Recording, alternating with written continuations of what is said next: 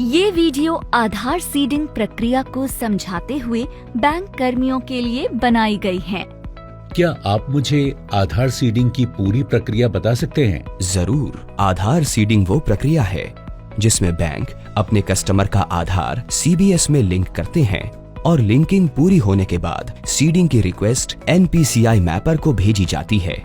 Mapper में seeding update होने के बाद ही लाभार्थी के अकाउंट पे आधार पेमेंट ब्रिज एनेबल होता है, अर्थात आधार फाइनेंशियल एड्रेस बन जाता है। क्या आप मुझे सीडिंग को सफलतापूर्वक पूरा करने के लिए बैंक द्वारा अपनाई जाने वाली प्रक्रिया बता सकते हैं? लाभार्थी ब्रांच में आधार सीडिंग के लिए कंसेंट फॉर्म जमा करता है। लाभार्थी को अनिवार्य रूप से ये बताना होता है कि सीडिंग रिक्वेस्ट पहली बार दे रहा है या मौजूदा सीडिंग को चेंज करवाना चाहता है। बैंक ऑफिशियल्स इंटरनल पॉलिसी के अनुसार सभी डिटेल्स को वेरीफाई करते हैं। उसके बाद आधार नंबर को कोर बैंकिंग में लाभार्थी के बैंक अकाउंट के साथ लिंक करते हैं और उसके बाद NPCI मैपर में सीडिंग रिक्वेस्ट ऑनलाइन भेजी जाती है।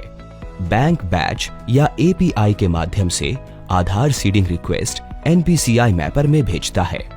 बैंक मैपर से रिस्पांस मिलने पर उसको वेरीफाई करता है। NPCI मैपर रिस्पांस से पता चलता है कि आधार सफलतापूर्वक सीडेड हुआ है या नहीं।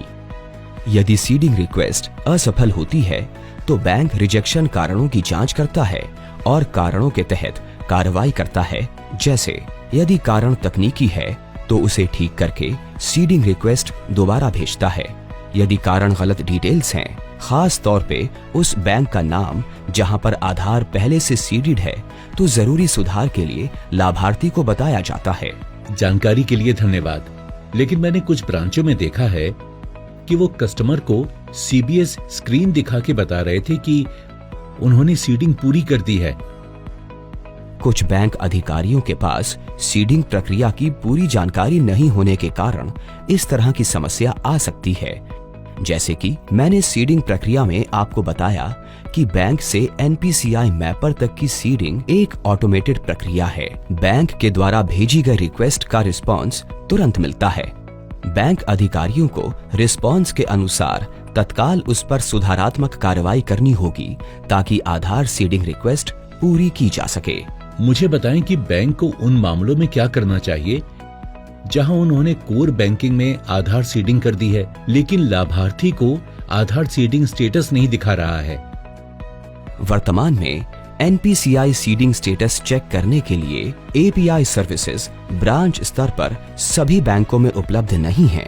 बैंकों को अपने ब्रांच स्तर पर यह सुविधा तुरंत उपलब्ध करनी चाहिए। यदि सीडिंग पूरी नहीं हुई है तो ब्रांच अधिकारियों को अपने जिम्मेवार इंटरनल डिवीजन से संपर्क करना चाहिए।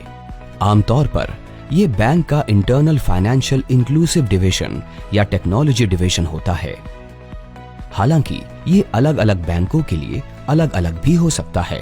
सीडिंग इशू बैंक के द्वारा आंतरिक रूप पर हल किया जाना चाहिए और सभी बैंक अधिकारियों को जागरूक होना चाहिए कि NPCI मैपर पे आधार सीडिंग की जिम्मेदारी और नियंत्रण बैंक के अंदर ही है और सीडिंग प्रक्रिया को पूरा करने के लिए NPCI मैपर में अलग से कुछ नहीं किया गया है।